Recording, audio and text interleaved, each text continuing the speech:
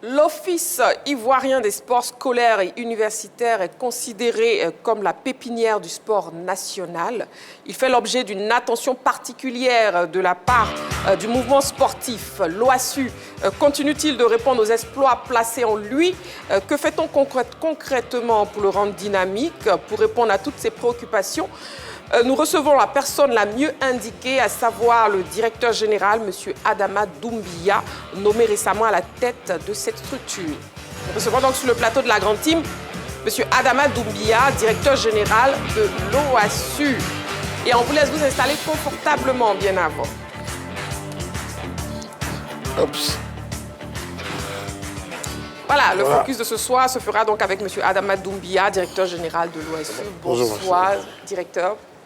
Bonsoir. Bonsoir, Comment Marie-Christine. vous allez? Très bien, merci. D'accord, ravi de vous avoir sur le plateau de la Grande Team. Plaisir partagé. Vous êtes bien équipé, hein? J'ai vu que vous êtes même venu avec une tablette et tout. Juste pour aider à la mémoire. Très bien, en tout cas, nous, on est ravis de vous avoir sur le plateau. Et puis, déjà, comment se porte l'OASU? L'OASU se porte bien. Le fait même que ces compétitions se déroulent de façon discontinue depuis la création de l'institution, ça montre que l'OASU se porte bien. L'OASU se porte bien parce que de plus en plus, on a des élèves qui sont licenciés OASU. De plus en plus, on a d'établissements et on a un peu plus de compétitions qui sont organisées par l'OASU. Certes, il y a, comme toute œuvre humaine, des points à améliorer, mais cette vieille dame-là, qui date depuis le lendemain de l'indépendance, c'est-à-dire 1962, qui a été créée en 1962 par décret, tient la route. Elle tient la route. Bon, justement, que deviennent les compétitions de l'OASU? Les compétitions de l'OASU sont un rendez-vous assez attendu par, on va dire, les élèves et les étudiants, les enseignants également. En un mot, attendu par toute la communauté scolaire et étudiantine. C'est un moment de brassage, un moment également de rencontre entre différents établissements du pays.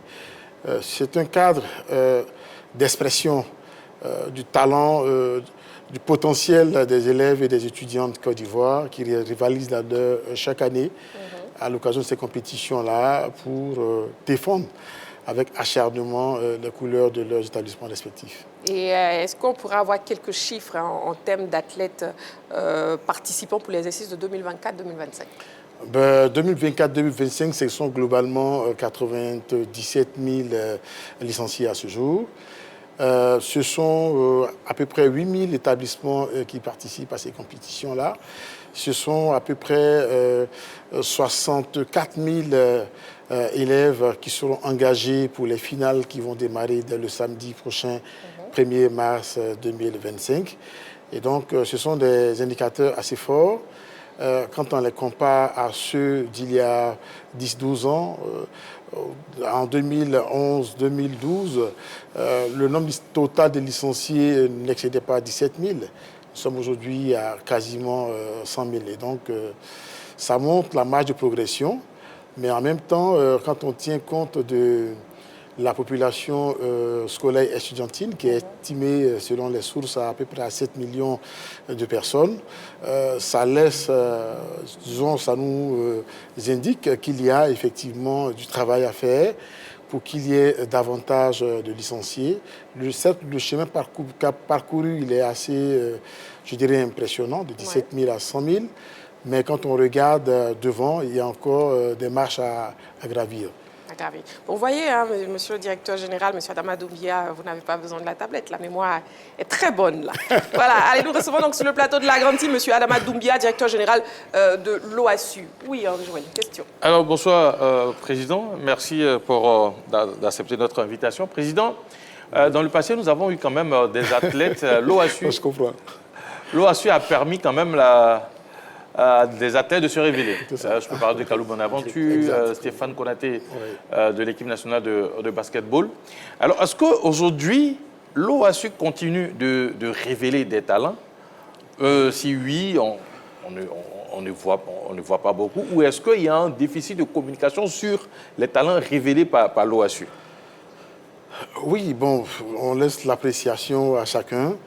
Mais sinon, l'OASU aujourd'hui continue de révéler des talents. Cheikh Tissé, il est passé par l'OASU. Sissé Arthur est passé par l'OASU. Talou, et j'en passe, sont des talents qui aujourd'hui, il n'y a pas longtemps encore, enfin, ils continuent de valoir des lauriers à la Côte d'Ivoire, sont des athlètes qui sont passés par l'OASU. Il y en a encore que je ne pourrais pas citer ici en raison du temps qui nous est imparti. Mais le travail, il continue. Les talents, ils sont détectés tous les jours. Ils nourrissent à différents échelons les équipes